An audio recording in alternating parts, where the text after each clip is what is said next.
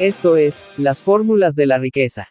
En el audiolibro de hoy, tenemos el segundo hábito, de los 7 hábitos de la gente altamente efectiva. Segundo hábito. Empiece con un fin en mente. Principios de liderazgo personal. Lo que está delante de nosotros y lo que está detrás, es poco importante, comparado con lo que reside en nuestro interior.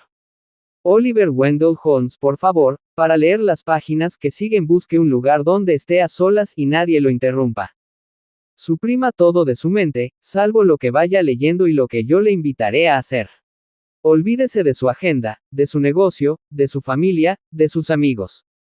Dirija hacia mí toda su atención y abra su mente. Véase mentalmente asistiendo al funeral de un ser querido. Imagínese conduciendo su coche al velatorio o a la capilla, aparcando y saliendo. Mientras camina dentro del edificio advierte las flores, la suave música de órgano. Ve los rostros de amigos y parientes. Siente la pena compartida de la pérdida y la alegría de haber conocido al difunto que irradia de las personas que se encuentran allí.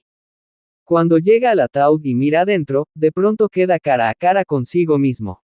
Ese es su propio funeral, que tendrá lugar dentro de 3 años. Todas esas personas han ido a rendirle un último homenaje, a expresar sentimientos de amor y aprecio por su persona. Cuando toma asiento y espera a que comience el servicio religioso, mira el programa que tiene en la mano. Habrá 4 oradores. El primero pertenece a su familia, la familia inmediata y la extensa. Hijos, hermanos y hermanas, sobrinos y sobrinas, tíos y tías, primos y abuelos, que han viajado desde distintos puntos del país. El segundo orador es uno de sus amigos, alguien que puede hablar de lo que usted era como persona. El tercer orador es un colega o compañero de trabajo. Y el cuarto proviene de su iglesia o de alguna organización comunitaria en la que usted ha servido. Ahora, piense profundamente. ¿Qué es lo que le gustaría que a uno de esos oradores dijera sobre usted y su vida? ¿Qué tipo de esposo o esposa, padre o madre, le gustaría que reflejaran sus palabras? ¿Qué clase de hijo, hija o primo? ¿Qué clase de amigo? ¿Qué clase de compañero de trabajo? ¿Qué carácter le gustaría que ellos hubieran visto en usted? ¿Qué aportaciones, qué logros quiere que ellos recuerden? Mire con cuidado a la gente que lo rodea. ¿Cómo le gustaría haber influido en sus vidas? Antes de seguir leyendo, tómese unos minutos para examinar sus impresiones. Esto aumentará en mucho su comprensión personal del segundo hábito. Lo que significa, empezar con un fin en mente, realizando con seriedad esta experiencia de visualización, se llega a alcanzar por un momento algunos de los valores más profundos y fundamentales. Se ha establecido un contacto breve con el sistema de guía interior que se encuentra en el corazón de su círculo de influencia. Consideremos las palabras siguientes de Joseph Addison. Cuando contemplo las tumbas de los grandes, desaparece de mí cualquier tipo de envidia. Cuando leo los epitafios de las mujeres hermosas, desaparece todo deseo encendido. Cuando veo el pesar de los padres ante la lápida de un hijo, mi corazón se llena de compasión. Ante las tumbas de esos mismos padres, pienso en la vanidad de sufrir por seres a los que pronto habremos de seguir. Cuando veo a reyes yaciendo junto a quienes los destronaron, cuando considero a espíritus ingeniosos rivales colocados lado a lado, o al santo que dividió el mundo con sus protestas y disputas, reflexiono con tristeza y asombro sobre las pequeñas luchas, enfrentamientos y conflictos de la humanidad. Cuando leo las fechas de las tumbas, de alguien que murió ayer, y de otro que murió hace 600 años, pienso en el gran día en el que todos seremos contemporáneos y realizaremos juntos nuestra aparición. Aunque el segundo hábito se aplica a muchas circunstancias y niveles de vida diferentes, la aplicación fundamental de empezar con un fin en mente consiste en empezar hoy con la imagen, el cuadro o el paradigma de vida como marco de referencia o criterio para el examen de todas las otras cosas. Cada parte de su vida, la conducta de hoy, la de mañana, la de la semana que viene, la del mes que viene, puede examinarse en el contexto del todo, de lo que realmente a usted le importa más. Teniendo claramente presente ese fin, usted puede asegurarse de que lo que haga cualquier día particular no viole los criterios que ha definido como de importancia suprema, y que cada día contribuya de un modo significativo a la visión que usted tiene de su vida como un todo. Empezar con un fin en mente significa comenzar con una clara comprensión de su destino. Significa saber a dónde se está yendo, de modo que se pueda comprender mejor dónde se está, y dar siempre los pasos adecuados en la dirección correcta. Resulta increíblemente fácil caer en la trampa de la actividad, en el ajetreo de la vida, trabajar cada vez más para trepar por la escalera del éxito, y descubrir finalmente que está apoyada en la pared equivocada. Es posible estar atareado, muy atareado, sin ser muy efectivo. A menudo las personas se encuentran logrando victorias vacías, éxitos conseguidos a expensas de cosas que súbitamente se comprende que son mucho más valiosas. Personas pertenecientes a todos los trabajos, médicos, académicos, actores, políticos, ejecutivos, atletas y fontaneros, a menudo luchan por lograr ingresos más altos, más reconocimiento o un cierto grado de competencia profesional, solo para descubrir que su ansiedad por alcanzar la meta les ha privado de cosas que realmente importan y que ya han quedado fuera de sus posibilidades. Cuán distintas son nuestras vidas cuando sabemos qué es lo verdaderamente importante para nosotros, y, manteniendo ese cuadro en mente, actuamos cada día para hacer y hacer lo que en realidad nos interesa. Si la escalera no está apoyada en la pared correcta, cada paso que demos no hará más que acercarnos antes al lugar erróneo. Podemos estar muy atareados, podemos ser muy eficientes, pero solo seremos también verdaderamente efectivos cuando empecemos con un fin en mente. Si se considera con cuidado lo que se quiere que digan de uno en la experiencia del funeral, se encontrará la definición personal del éxito. Tal vez sea muy diferente de la definición que usted creía comprender. Es posible que la fama, el éxito, el dinero o algunas de las otras cosas por las que luchamos ni siquiera formen parte de la pared correcta. Cuando uno empieza con un fin en mente, alcanza una perspectiva distinta. Al morir un amigo común, un hombre le preguntó a otro, ¿cuánto dejó? La respuesta fue, lo dejó todo. Todas las cosas se crean dos veces. El hábito de empezar con un fin en mente se basa en el principio de que todas las cosas se crean dos veces. Siempre hay primero una creación mental, y luego una creación física. Pensemos, por ejemplo, en la construcción de un hogar. Uno lo crea, con todos sus detalles incluso antes de clavar el primer clavo. Trata de tener una imagen clara del tipo de hogar que quiere. Si uno quiere un hogar centrado en la familia, prevé un lugar adecuado para reuniones familiares. Piensa en puertas corredizas y en un jardín para que los chicos jueguen al aire libre.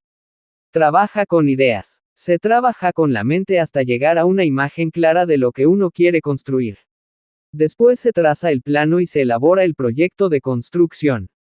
Todo esto antes de trabajar sobre el terreno. En caso contrario, ya en la segunda creación, la creación física, habrá que realizar cambios costosos que pueden duplicar el presupuesto original. La regla del carpintero es medir dos veces antes de cortar una. Hay que estar seguro de que el plano, la primera creación, sea realmente lo que uno quiere, que se ha pensado en todo. Después se levanta la casa con ladrillos y cemento. Cotidianamente uno va a la obra y despliega el plano para decidir el trabajo del día. Se empieza con un fin en mente. Consideremos otro ejemplo, el de una empresa. Si queremos tener éxito, también en este caso corresponde definir con claridad lo que se está tratando de lograr. Uno piensa cuidadosamente en el producto o servicio que quiere proveer, fijándose un objetivo en el mercado, y después organiza todos los elementos financieros, de investigación y desarrollo, las operaciones, las transacciones, el personal, los medios físicos, etc. Para dar en el blanco. El grado con que uno empiece con un fin en mente determina a menudo si se puede o no crear una empresa de éxito. La mayor parte de los fracasos empresariales comienzan en la primera creación, con problemas tales como la subcapitalización, una mala comprensión del mercado o la falta de un plan. Lo mismo vale con respecto a la paternidad. Si uno quiere educar hijos responsables, autodisciplinados, debe tener claramente presente ese fin cuando interactúa con ellos día tras día. No debe comportarse con los niños de un modo que pueda minar su autodisciplina o autoestima. En grados diversos, las personas aplican este principio en muchas áreas de la vida.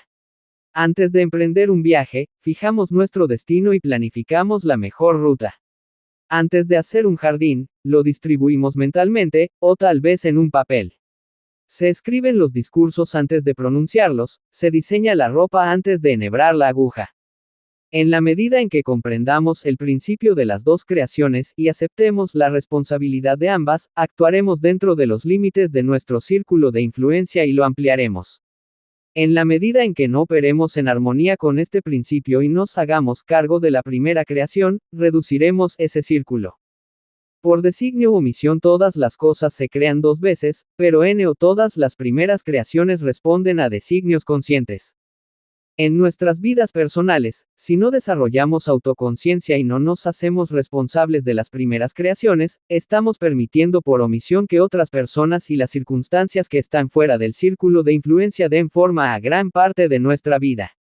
Vivimos reactivamente los guiones que han puesto en nuestras manos la familia, los compañeros, las agendas de otras personas, las presiones de las circunstancias, los guiones de años anteriores, de nuestra educación, de nuestro condicionamiento. Esos guiones provienen de personas, no de principios. Y surgen de nuestras más profundas vulnerabilidades, de nuestra más profunda dependencia respecto de los demás, y de nuestras necesidades de aceptación y amor, de pertenencia, del sentido de nuestra propia valía, de la sensación de que importamos. Seamos o no conscientes de ella, la controlemos o no, hay una primera creación en todas las partes de nuestra vida. Somos la segunda creación de nuestro propio designio proactivo, o la segunda creación de las agendas de otras personas, de las circunstancias y de los hábitos del pasado. Las capacidades exclusivamente humanas de la autoconciencia, la imaginación y la conciencia moral nos permiten examinar las primeras creaciones, y hacernos cargo de nuestra primera creación, escribir nuestro propio guión. Dicho de otro modo, el primer hábito dice, tú eres el creador. El segundo hábito es la primera creación. Liderazgo y administración. Las dos creaciones. El segundo hábito se basa en principios de liderazgo personal, lo que significa que el liderazgo es la primera creación. Liderazgo no es administración. La administración es la segunda creación, que examinaremos en el capítulo sobre el tercer hábito. Pero el liderazgo va primero. La administración se centra en el límite inferior, ¿cómo puedo hacer mejor ciertas cosas? El liderazgo aborda el límite superior, ¿cuáles son las cosas que quiero realizar?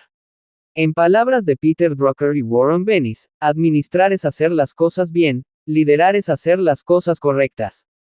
La administración busca la eficiencia en el ascenso por la escalera del éxito, el liderazgo determina si la escalera está o no apoyada en el lugar correcto. Se puede captar rápidamente la importante diferencia que existe entre ambos conceptos pensando en un grupo de productores que se abren camino en la selva con sus machetes. Son los productores, los que resuelven los problemas, los que cortan la maleza y limpian el camino. Los administradores van detrás de ellos, afilando los machetes, escribiendo manuales de política y procedimientos, llevando adelante programas para el desarrollo muscular, introduciendo tecnologías perfeccionadas y estableciendo hojas de trabajo y programas remunerativos para los macheteros. El líder es el que trepa al árbol más alto, supervisa toda la situación, y grita, selva equivocada. Pero, ¿cómo suelen responder los ajetreados productores y administradores? Cállate, estamos avanzando. Como individuos, grupos y empresas estamos a menudo tan atareados cortando maleza que ni siquiera nos damos cuenta de que trabajamos en la selva equivocada. Y el cambiante entorno en el que vivimos hace del liderazgo efectivo, hoy más que nunca, un factor crítico de todos los aspectos de la vida independiente e interdependiente. Tenemos mayor necesidad de una visión, una meta y una brújula, un conjunto de principios o instrucciones, y menos necesidad de un mapa de ruta. Frecuentemente no sabemos cómo será el terreno que tenemos que atravesar, o qué necesitaremos para atravesarlo, mucho dependerá del juicio que formulemos en ese momento. Pero una brújula interna siempre nos indicará la dirección. La efectividad, y a menudo incluso la supervivencia, no depende solo del esfuerzo realizado, sino también de que se realice en la selva correcta. Y la metamorfosis que tiene lugar en casi todas las industrias y profesiones requiere liderazgo primero y administración después. El mercado empresarial está cambiando con tanta rapidez que muchos de los productos y servicios que satisfacían los gustos y necesidades del consumidor hace unos pocos años ahora se han quedado obsoletos. El liderazgo proactivo enérgico debe controlar constantemente el cambio ambiental, en particular los hábitos y motivos del cliente, y proporcionar la fuerza necesaria para organizar los recursos en la dirección correcta. Cambios tales como la desregulación de la industria aérea, los costos astronómicos de los servicios sanitarios y la mayor calidad y cantidad de automóviles importados inciden de modo significativo en el ambiente. Si las industrias no controlan el ambiente, sus propios equipos de trabajo y el ejercicio del liderazgo creativo para seguir avanzando en la dirección correcta, ningún tipo de administración experta podrá impedir que fracasen. Una administración eficiente sin un liderazgo efectivo es, según alguien lo ha definido, como alinear las sillas en la cubierta del Titanic. Ningún éxito administrativo puede compensar el fracaso del liderazgo. Pero el liderazgo es difícil porque a menudo caemos en paradigmas de administración. En la sesión final de un programa anual para la formación de ejecutivos en Seattle, el presidente de una compañía petrolera se me acercó y me dijo: Steven, cuando usted señaló la diferencia entre liderazgo y administración en el segundo mes, pensé en mi rol como presidente de esta compañía y comprendí que nunca había ejercido el liderazgo. Estuve enterrado en la administración, bajo la presión de todos los desafíos y detalles de la logística cotidiana. De modo que decidí retirarme de la administración. Puedo conseguir otras personas que se encarguen de ella. Quiero liderar realmente mi organización. Fue duro. Sufrí todas las penurias al dejar de tratar muchas de las cuestiones urgentes y apremiantes que tenía frente a mí y que me daban una sensación de éxito inmediato. No obtuve muchas satisfacciones cuando empecé a luchar con los problemas del liderazgo superior, la cultura organizacional, el análisis profundo de los problemas, el aprovechamiento de las nuevas oportunidades. También otros padecieron las penurias del retiro al tener que abandonar un estilo de trabajo cómodo. Echaban de menos mi fácil accesibilidad. Seguían pretendiendo que yo estuviera disponible para ellos, para responder, para ayudarles a resolver cotidianamente sus problemas. Pero persistía, absolutamente convencido de que necesitaba ejercer el liderazgo. Y lo hice. Hoy en día nuestra empresa es totalmente distinta. Interactuamos adecuadamente con el ambiente. Hemos duplicado nuestras operaciones y cuadruplicado los beneficios. Estoy en el liderazgo. No tengo ninguna duda de que a menudo los padres también están atrapados en el paradigma de la administración, y piensan más en el control, la eficiencia y las reglas que en el avance, el propósito y los sentimientos de la familia. Y en nuestras vidas personales tenemos una carencia aún mayor de liderazgo. Pretendemos administrar con eficiencia, estableciendo y alcanzando metas, antes de haber clarificado nuestros valores. Reescribir el guión. Conviértase en su primer creador. Como ya hemos dicho, la proactividad se basa en el privilegio humano de la autoconciencia. Los dos privilegios humanos adicionales que nos permiten ampliar nuestra proactividad y ejercer el liderazgo personal en nuestras vidas son la imaginación y la conciencia moral. Por medio de la imaginación podemos visualizar los mundos potenciales que hay en nuestro interior.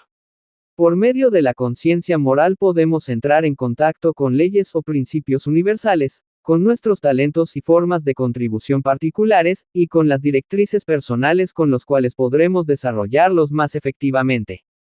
Junto con la autoconciencia, estas dos características humanas nos permiten escribir nuestro propio guión. Dado que ya vivimos con muchos guiones que nos han transmitido, el proceso de escribir nuestros propios guiones, es, en realidad, un proceso de reescritura o cambio de paradigma, de cambio de algunos de los paradigmas básicos que ya tenemos. Cuando reconocemos los guiones inefectivos, los paradigmas incorrectos o incompletos que están en nuestro interior, podemos empezar a reescribir proactivamente nuestros guiones. Creo que una de las descripciones más inspiradoras de ese proceso de reescritura se encuentra en la autobiografía de Anwar el-Sadat, el expresidente de Egipto. Sadat había sido educado en el odio a Israel, inculcado mediante profundos guiones. En una oportunidad dijo por la televisión nacional: nunca estrecharé la mano de un israelí mientras ellos ocupen un centímetro del suelo árabe. Nunca, nunca, nunca. Y multitudes enormes en todo el país corearon: nunca, nunca, nunca. Con ese guión reunió la energía y unificó la voluntad de toda la nación. Aquel guión era muy independiente y nacionalista, y despertó profundas emociones en el pueblo. Pero era también muy tonto, y Sadat lo sabía. Aquel guión ignoraba la realidad de la situación, peligrosa y sumamente interdependiente. De modo que Sadat lo reescribió. Aquel era un proceso que había aprendido de joven, cuando estuvo encerrado en la celda de aislamiento de la prisión central de El Cairo, como consecuencia de su participación en una conspiración contra el rey Farouk. Había aprendido a distanciarse respecto de su propia mente y examinarla para ver si los guiones eran adecuados y sensatos.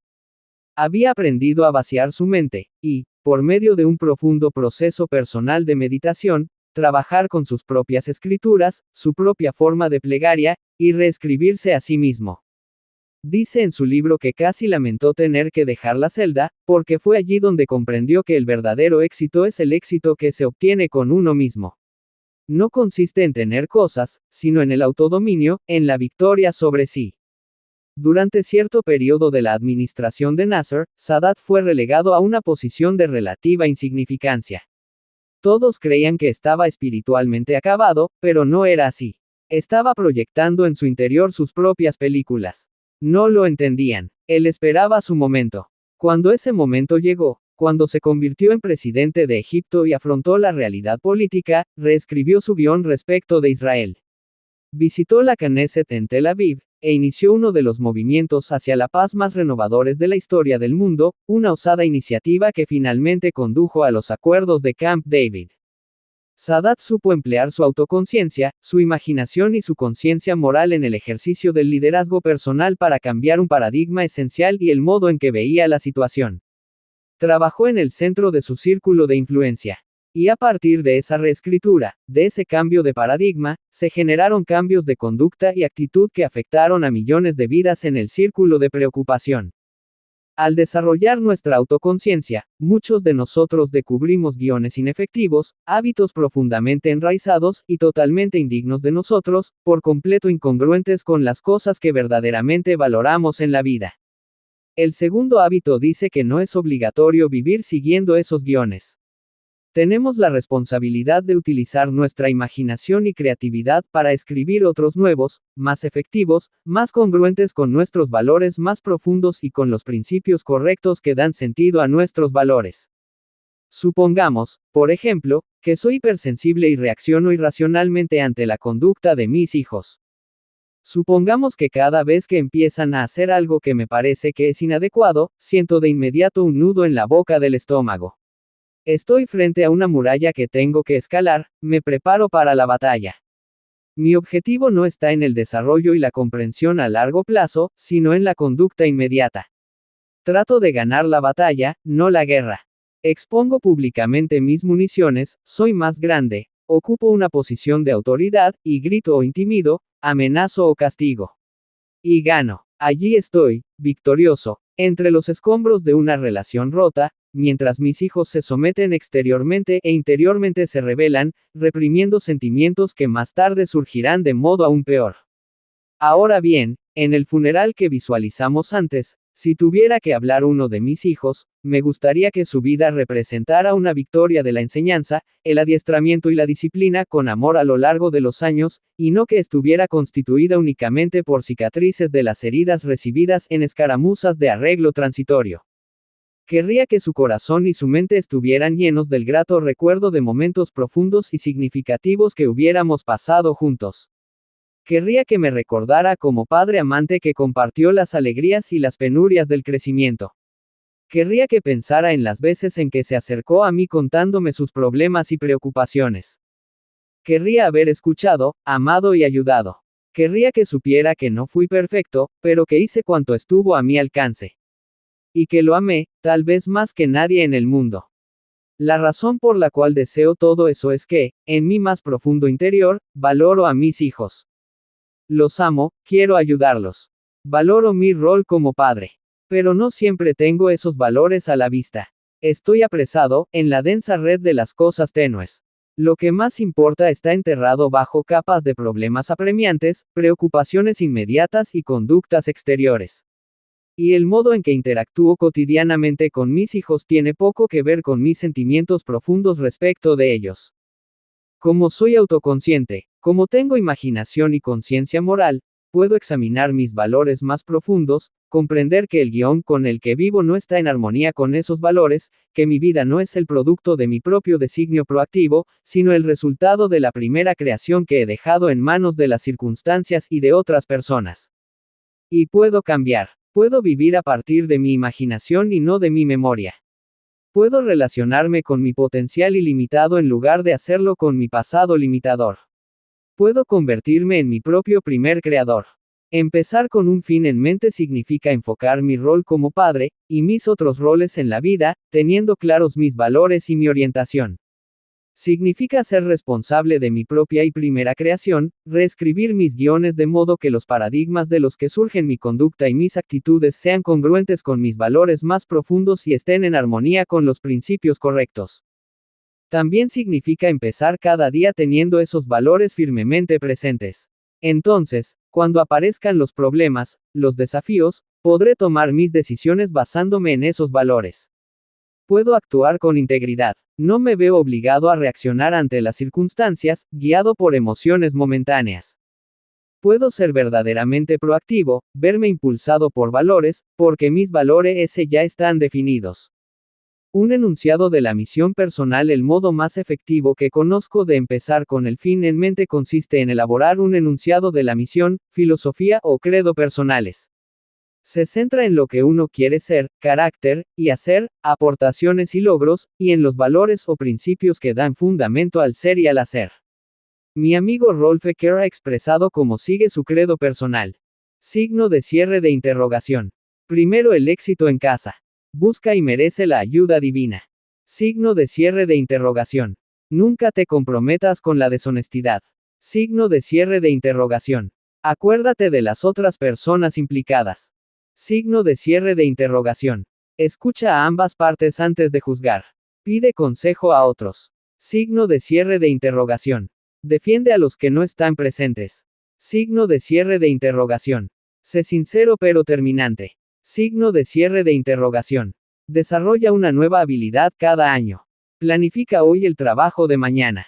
Signo de cierre de interrogación. Lucha mientras esperas. Signo de cierre de interrogación. Mantén una actitud positiva. Signo de cierre de interrogación. Conserva el sentido del humor. Signo de cierre de interrogación. Sé ordenado en tu persona y en el trabajo. Signo de cierre de interrogación. No temas a los errores. Teme solo la ausencia de respuesta creativa, constructiva y correctiva a esos errores. Facilita el éxito de tus subordinados. Escucha el doble de lo que hables. Concentra todas tus habilidades y todos tus esfuerzos en la tarea que tienes entre manos, sin preocuparte por tu próximo empleo o tu próxima promoción. Al enunciado de la misión personal se le puede denominar constitución personal. Lo mismo que la Constitución de los Estados Unidos, en lo fundamental nunca cambia. A lo largo de 200 años, han existido solo 26 enmiendas, 10 de las cuales estaban ya en la Declaración de Derechos. La Constitución de los Estados Unidos es la norma con respecto a la cual se evalúan todas las leyes del país. Es el documento que el presidente jura defender y respaldar.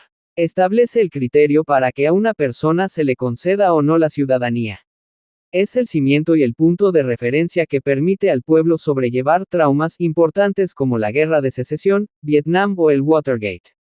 Es la norma escrita, el criterio clave con referencia al cual todo se evalúa o dirige. La Constitución ha perdurado y cumple hasta el día de hoy con su función vital porque se basa en principios correctos, en las verdades evidentes por sí mismas contenidas en la Declaración de la Independencia. Esos principios le otorgan una fuerza intemporal, incluso en medio de la ambigüedad y el cambio sociales. Nuestra peculiar seguridad, dijo Thomas Jefferson, reside en la posesión de una constitución escrita. En el nivel del individuo, un enunciado de la misión personal basado en principios correctos representa el mismo tipo de norma. Se convierte en una constitución personal, en una base para tomar las decisiones importantes acerca de la orientación de la vida, y también las decisiones cotidianas en medio de las circunstancias y emociones que nos afectan.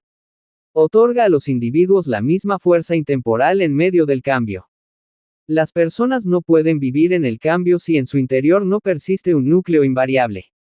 La clave de la capacidad para cambiar es una idea constante de lo que uno es, de lo que persigue y de lo que valora. Con un enunciado de la misión, podemos fluir al ritmo del cambio. No necesitamos preconcepciones o prejuicios. No necesitamos calcularlo todo en la vida, estereotipar o clasificar todo y a todos para modelar la realidad. Nuestro ambiente personal también está cambiando a ritmo acelerado. Ese cambio rápido es un clavo ardiendo en las manos de muchas personas que sienten que no pueden manejarlo, que no pueden afrontar con éxito la vida. Se vuelven reactivas y en lo esencial se rinden, confiando en que las cosas que les sucedan habrán de ser buenas. Pero esto no tiene por qué ser así. En los campos de concentración de los nazis donde Viktor Frankl aprendió el principio de la proactividad, también aprendió la importancia de que la vida tenga finalidad y significado. La esencia de la logoterapia, la filosofía que más tarde desarrolló y enseñó, dice que muchas de las denominadas enfermedades mentales y emocionales son en realidad síntomas de una sensación subyacente de falta de significado, o vacuidad. La logoterapia elimina esa vacuidad ayudando al individuo a detectar su significado único, su misión en la vida. Cuando se ha adquirido ese sentido de misión, se posee la esencia de la propia proactividad. Estamos en posesión de los valores que dirigen nuestra vida, de la dirección básica en virtud de la cual establecemos nuestras metas a corto y largo plazo. Contamos con el poder de una constitución escrita basada en principios correctos, que permite evaluar efectivamente todas las decisiones concernientes al uso más efectivo del tiempo, del propio talento y energía. En el centro para escribir un enunciado de la misión personal tenemos que empezar en el centro mismo de nuestro círculo de influencia, ese centro compuesto por nuestros paradigmas más básicos, la lente a través de la cual vemos el mundo. Es allí donde tomamos contacto con nuestra visión y nuestros valores. Allí aplicamos nuestra capacidad de autoconciencia para examinar nuestros mapas y, si valoramos los principios correctos, asegurarnos de que esos mapas describan con exactitud el territorio, de que nuestros paradigmas se basan en principios y en la realidad. Es allí donde usamos nuestra capacidad de autoconciencia como una brújula que nos ayuda a detectar nuestros talentos singulares y nuestras propias áreas de contribución. Allí empleamos nuestra capacidad para imaginar, con el objeto de crear mentalmente el fin que deseamos, otorgar una dirección y finalidad a nuestros inicios, y proporcionar el contenido de una constitución escrita personal. Es también allí donde nuestros esfuerzos concentrados logran los mayores resultados. Cuando trabajamos en el centro mismo de nuestro círculo de influencia, lo ampliamos. Este es el trabajo CP de mayor peso, que influye significativamente en la efectividad de todos los aspectos de nuestras vidas.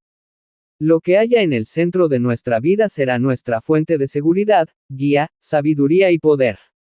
La seguridad representa nuestro sentido de la valía, nuestra identidad, nuestra base emocional, nuestra autoestima, nuestra fuerza personal básica, o la ausencia de ella.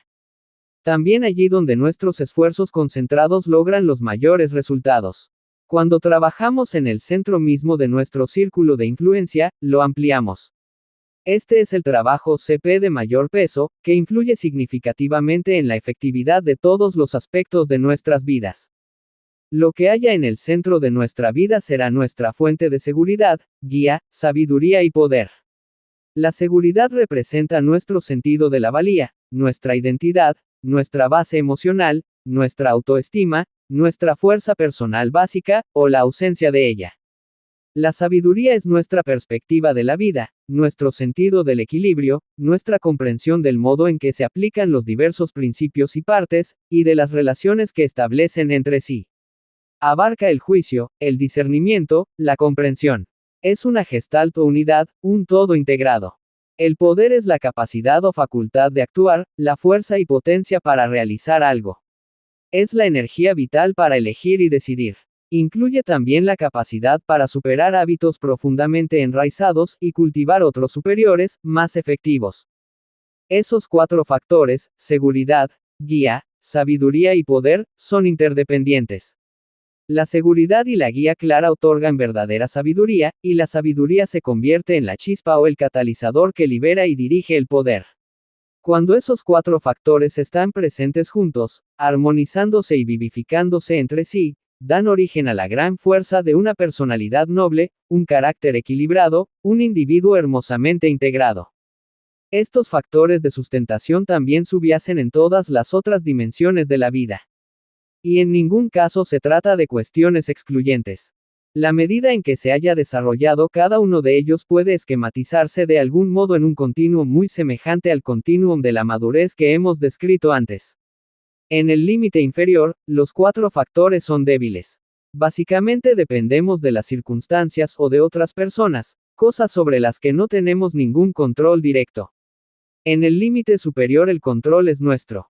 Tenemos una fuerza independiente y la base para relaciones ricas e interdependientes. Nuestra seguridad está en algún punto del continuum entre la inseguridad extrema, donde nuestra vida se ve azotada por todas las fuerzas volubles que actúan sobre ella, y un sentido profundo de la valía intrínseca y la seguridad personal, en el otro extremo. La guía varía a lo largo del continuum entre la dependencia del espejo social u otras fuentes fluctuantes e inestables, en un extremo, y la fuerte dirección interior en el otro. La sabiduría cae en algún punto existente entre un mapa por completo inexacto en el que todo aparece distorsionado y nada armoniza, por un lado, y por el otro un mapa de la vida completo y exacto en el que todas las partes y principios están adecuadamente relacionados entre sí. Al poder que uno tiene le corresponde un punto entre la inmovilización o la condición de marioneta movida por algún otro, y la alta proactividad, la capacidad de actuar en concordancia con los propios valores, sin ser actuado por otras personas y por las circunstancias. La situación de esos factores en sus respectivos continuum, el grado resultante de su integración, armonía y equilibrio, y su efecto positivo en cada aspecto de nuestra vida, están en función de nuestro centro, de los paradigmas básicos que se encuentran en nuestro núcleo. Centros alternativos. Todos tenemos un centro, aunque por lo general no lo reconozcamos como tal. Tampoco reconocemos sus efectos omnímodos que inciden en todos los aspectos de nuestras vidas. Examinemos brevemente varios centros o paradigmas nucleares típicos para comprender mejor cómo afecta a estas 4 dimensiones fundamentales y, en última instancia, al flujo vital que emana de ellas. Centrarse en el cónyuge. El matrimonio puede ser la relación humana más íntima, la más duradera, la que más desarrollo genera. Podría parecer natural y muy adecuado centrarse en la esposa o el esposo. Pero de la experiencia y la observación surge una realidad diferente. A lo largo de los años, he trabajado con muchos matrimonios con problemas, encontrando un hilo conductor común en casi todas esas relaciones centradas en el cónyuge. Ese hilo es la fuerte dependencia emocional. Si nuestro sentimiento de valía emocional proviene primordialmente de nuestro matrimonio, nos volvemos altamente dependientes de esa relación. Somos vulnerables a los estados de ánimo y los sentimientos, la conducta y el tratamiento que nos da nuestro cónyuge, o a cualquier hecho exterior con el que pueda tropezar el matrimonio, un nuevo hijo, los parientes políticos, los reveses económicos, los éxitos sociales, etc. Cuando en el matrimonio se acrecientan las responsabilidades, aparecen las tensiones, nos inclinamos a volver a los guiones que nos inculcaron durante nuestro crecimiento. Pero lo mismo hace nuestro cónyuge. Ahora bien, esos antiguos guiones de los 2 miembros de la pareja no suelen ser idénticos. Emergen a la superficie modos diferentes de abordar las cuestiones económicas, la disciplina de los hijos, los parientes. Cuando esas tendencias profundas se combinan en el matrimonio con la dependencia emocional, la relación centrada en el cónyuge revela toda su vulnerabilidad. Si dependemos de la persona con la que estamos en conflicto, necesidad y conflicto quedan unidos. Desmesuradas reacciones de amor-odio, inclinación a la lucha o la evasión, el repliegue, la agresividad, la amargura, el resentimiento y la fría competencia son algunos de los resultados habituales.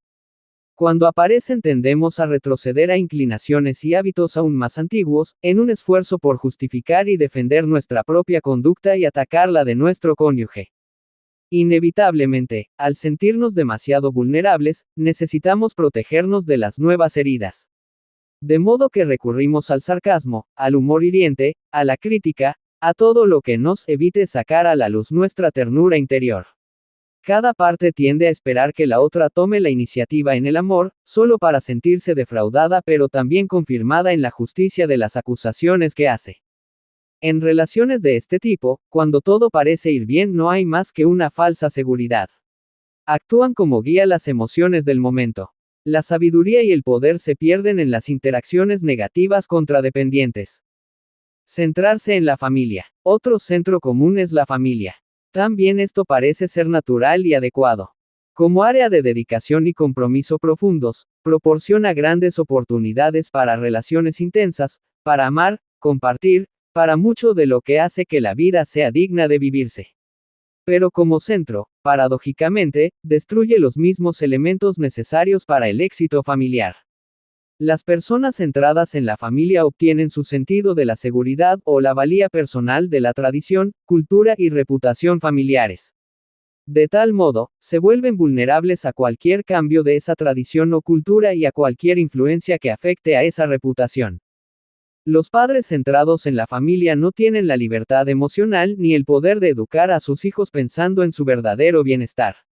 Si extraen su seguridad de la familia, su necesidad de caer bien a los niños y de que les admiren puede supeditar el compromiso a largo plazo con el crecimiento y el desarrollo de los hijos. O tal se centren en la conducta adecuada y correcta del momento. Toda conducta que consideren impropia amenazará su seguridad. Se trastornan, guiados por emociones circunstanciales, y reaccionan espontáneamente a las preocupaciones inmediatas, sin pensar en el crecimiento y el desarrollo a largo plazo de los jóvenes. Tal vez griten o vociferen. Puede que se excedan, imponiendo castigos como consecuencia de su mal genio. Tienden a condicionar el amor a sus hijos, con lo cual los hacen emocionalmente dependientes o contradependientes y rebeldes. Centrarse en el dinero. Otro centro lógico y extremadamente común de la vida de la gente es el hecho de ganar dinero. La seguridad económica es fundamental para las oportunidades de alcanzar logros importantes en cualquiera otra dimensión. En una jerarquía o continuum de necesidades, la supervivencia o la seguridad físicas aparecen en primer lugar. Mientras esas necesidades básicas no están satisfechas, por lo menos en grado mínimo, las otras necesidades ni siquiera se activarán. La mayoría de nosotros tenemos preocupaciones económicas. Muchas fuerzas de la cultura global pueden actuar y actúan sobre nuestra situación económica, causando o amenazando con causar el desgarro de experimentar una preocupación e inquietud que no siempre emergen a la conciencia. A veces se dan razones aparentemente nobles para justificar la avidez de ganar dinero, como por ejemplo el deseo de cuidar de la propia familia. Y esas razones son importantes. Pero cuando uno se centra únicamente en acumular dinero, anula sus propios esfuerzos. Consideremos de nuevo los 4 factores que sustentan la vida: seguridad, guía, sabiduría y poder. Supongamos que baso gran parte de mi seguridad en mi empleo, mis ingresos o mi patrimonio. Puesto que son muchos los factores que afectan a esas bases económicas, me siento ansioso y molesto, autoprotector y a la defensiva. Cuando mi sentido del mérito personal proviene de mi patrimonio, soy vulnerable a todo lo que pueda afectar a ese patrimonio. Pero el dinero y el trabajo por sí solos no proporcionan sabiduría ni guía, y solo un grado limitado de poder y seguridad. Bastará una crisis en mi vida o en la vida de un ser querido, para hacerme comprender las limitaciones de centrarse en el dinero. Las personas centradas en el dinero suelen dejar a un lado a la familia o a otras prioridades, dando por sentado que todos comprenderán que los requerimientos económicos ocupan el primer lugar. Conozco a un padre que se estaba yendo con sus hijos al circo cuando lo llamaron por teléfono desde el trabajo para que fuera. Se negó. Cuando la esposa le sugirió que tal vez debía ir, respondió: puedo trabajar mañana, pero las oportunidades de salir con mis hijos son únicas. Durante el resto de sus vidas, los hijos recordaron ese pequeño acto de preferencia por ellos no solo como lección grabada en sus mentes, sino también como una expresión de amor en sus corazones. Centrarse en el trabajo. Una persona centrada en el trabajo puede convertirse en adicta y obsesiva, y forzarse a una producción salvaje sacrificando su salud, sus relaciones y otras importantes áreas de la vida. Su identidad fundamental proviene de su trabajo. Soy médico, soy escritor, soy actor. Como su identidad y su sentimiento de la propia valía se nutren del trabajo, su seguridad será vulnerable a todo lo que le impida continuar en él. Su guía está en función de los requerimientos del trabajo. Su sabiduría y su poder se concentran en las áreas limitadas de su trabajo, dejándolo inefectivo en otras áreas de la vida. Centrarse en las posesiones. Las posesiones son para muchas personas una fuerza impulsora, no solo las posesiones tangibles, materiales, tales como la ropa de moda, casas, coches, barcos, joyas, sino también las posesiones intangibles de la fama, la gloria, la posición social. La mayoría de nosotros tenemos conciencia, por propia experiencia, de lo poco satisfactorio que es ese centro, simplemente porque puede desvanecerse rápidamente y sufrir la influencia de innumerables fuerzas. Si mi sentido de la seguridad reside en mi reputación o en las cosas que poseo, correré constantemente el riesgo y sufriré la amenaza de perder esos bienes, de que me los roben o se devalúen. Ante alguien de mayor patrimonio, fama o status, me sentiré inferior. Ante alguien de patrimonio, fama o status menores, me sentiré superior. El sentido de mi propia valía fluctúa constantemente. Carezco de todo sentido de la constancia, de la autoconfianza o de la personalidad. Constantemente trato de proteger y asegurar mis bienes, propiedades, seguridades, mi posición o mi reputación. Todos hemos tenido noticias de personas que se han suicidado después de perder su fortuna en la bolsa, o su fama en un revés político. Centrarse en el placer. Otro centro común estrechamente asociado con las posesiones es el de la diversión y el placer. En nuestro mundo, la gratificación instantánea es algo muy publicitado y que está a nuestro alcance. La televisión y el cine son influencias importantes que acrecientan las expectativas de la gente. Presentan de modo gráfico lo que otras personas tienen y pueden hacer mientras viven una vida fácil y divertida.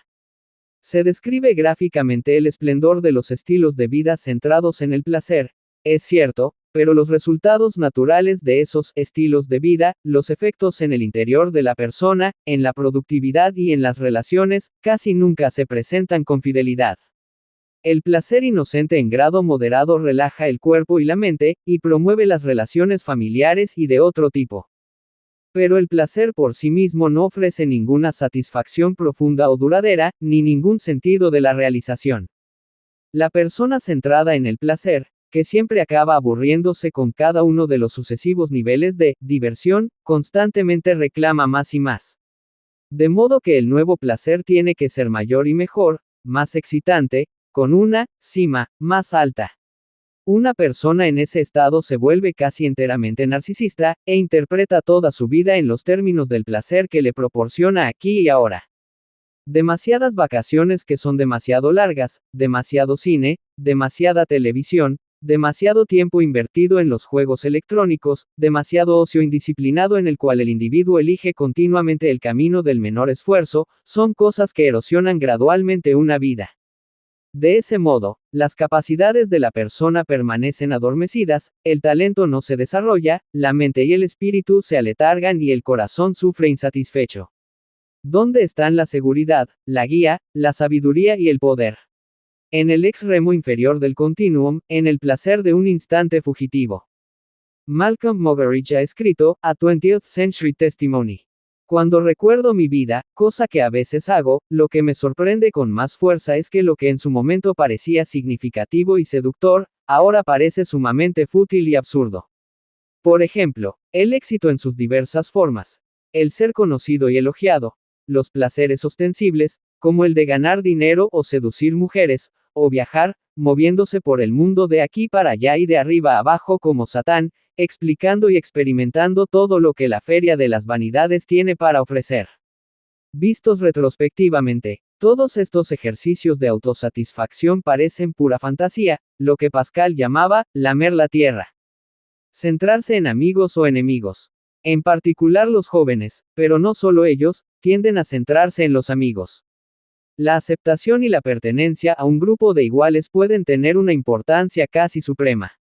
El espejo social, distorsionado y cambiante, pasa a ser la fuente de los 4 factores que sustentan la vida, creándose entonces un alto grado de dependencia respecto de los fluctuantes estados de ánimo, sentimientos, actitudes y conductas de los otros.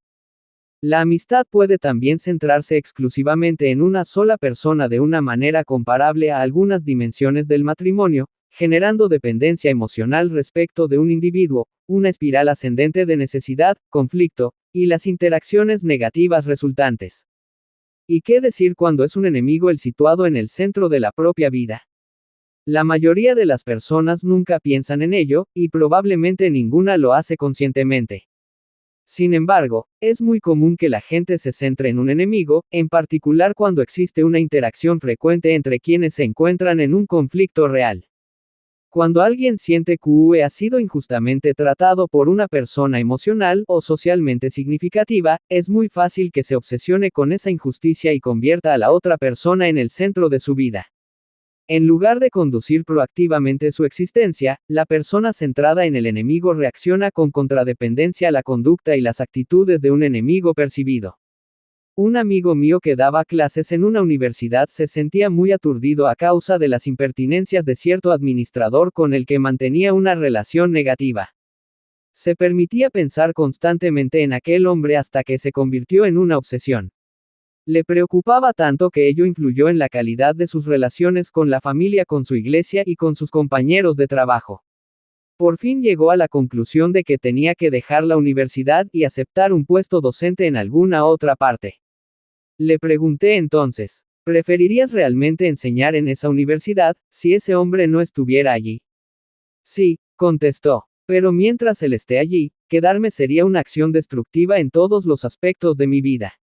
Tengo que irme. ¿Por qué has convertido a ese administrador en el centro de tu vida? La nueva pregunta le sorprendió. Negó el hecho. Pero yo le señalé que estaba permitiendo que un individuo y sus impertinencias distorsionaran todo el mapa de su vida, socavaran su fe y la calidad de sus relaciones con sus seres queridos. Finalmente admitió que aquel individuo había ejercido ese efecto en él, pero sin aceptar que se trataba de una elección propia. Atribuyó al administrador la responsabilidad de la situación conflictiva. Declaró que él mismo no era el responsable. Mientras hablábamos, poco a poco fue comprendiendo que sin duda el responsable era él, pero que, como no controlaba bien esa responsabilidad, se estaba convirtiendo en un irresponsable. Muchas personas divorciadas caen en una pauta semejante. Todavía las consume la ira y la amargura, y la ansiedad por justificarse con respecto al ex-cónyuge. En un sentido negativo, todavía están psicológicamente casadas, cada una de ellas necesita de los defectos de su expareja para justificar sus acusaciones. Muchos, niños grandes, atraviesan la vida odiando secreta o abiertamente a sus padres. Los culpan por su comportamiento pasado, su desatención o favoritismo, y centran su vida adulta en ese odio, siguiendo las estipulaciones del guión reactivo y justificador que lo acompaña. El individuo centrado en amigos o enemigos no tiene una seguridad intrínseca. Su sentimiento de los propios méritos es volátil, está en función de los estados emocionales o de la conducta de otras personas. La guía proviene del modo en que percibe que responderán los otros, y la sabiduría está limitada por la óptica social o por una paranoia centrada en el enemigo. El individuo no tiene ningún poder. Otras personas manejan los hilos. Centrarse en la iglesia. Creo que toda persona seriamente prometida con una iglesia reconocerá que la asistencia a las reuniones no es sinónimo de espiritualidad personal. Hay quienes se obsesionan tanto con el culto y los proyectos de la iglesia que pierden sensibilidad ante las apremiantes necesidades humanas que los rodean, con lo cual contradicen los preceptos mismos que creen profesar profundamente. Otros acuden a la iglesia con menos frecuencia, o no van en absoluto, pero sus actitudes y conducta reflejan una concentración más genuina en los principios básicos de la ética judeo-cristiana. He participado durante toda mi vida en grupos de servicios comunitarios y relacionados con iglesias, y sé que acudir a la iglesia no necesariamente significa que se vivan los principios que se enseñan en esas reuniones. Se puede ser miembro activo de una iglesia, pero inactivo en la práctica de su evangelio. En la vida centrada en la iglesia, la imagen o apariencia puede pasar a ser la consideración dominante en la persona, lo cual conduce a una hipocresía que socava la seguridad personal y el merecimiento intrínseco. La guía proviene de una conciencia moral social, y la persona centrada en la iglesia tiende a etiquetar artificialmente a los otros como activos, inactivos, liberales, ortodoxos o conservadores. Como la Iglesia es una organización formal constituida por políticas, programas, prácticas y personas, por sí misma no puede otorgar a nadie una seguridad o unos sentimientos de valía intrínsecos profundos y permanentes. Vivir en concordancia con los principios que se enseñan en la Iglesia sí puede hacerlo, pero la organización por sí sola, no. Tampoco puede la Iglesia proporcionar una guía constante. Las personas centradas en la Iglesia suelen tender a vivir en compartimientos, actuando, pensando y sintiendo de cierto modo el domingo, y de modos totalmente distintos el resto de la semana. Esa falta de totalidad, unidad o integridad constituye una amenaza adicional a la seguridad, que crea la necesidad de una mayor etiquetación y autojustificación. Cuando se ve la Iglesia como un fin y no como un medio, quedan minados la sabiduría y el sentido del equilibrio. Aunque la Iglesia pretende impartir enseñanzas sobre la fuente del poder, no pretende ser ese poder en sí mismo. Sostiene que es un vehículo a través del cual el poder divino puede canalizarse en la naturaleza del hombre. Centrarse en uno mismo. Tal vez el centro más común en nuestros días sea la propia persona. La forma más obvia es el egoísmo, aunque viola los valores declarados de la mayoría de nosotros. Pero si consideramos estrechamente muchos de los enfoques populares del desarrollo y la autorrealización, a menudo encontramos en su núcleo la concentración en uno mismo. En el limitado centro de uno mismo hay poca seguridad, guía, sabiduría o poder. Lo mismo que el mar muerto en Palestina, acepta pero nunca da. Estanca. Por otro lado, si se presta atención al desarrollo del propio ser dentro de la perspectiva más amplia del perfeccionamiento de la capacidad para servir, producir y realizar contribuciones de modo significativo, entonces se establece un contexto para el fortalecimiento espectacular de los 4 factores que sustentan la vida. Estos son algunos de los centros más comunes a partir de los cuales la gente enfoca la vida.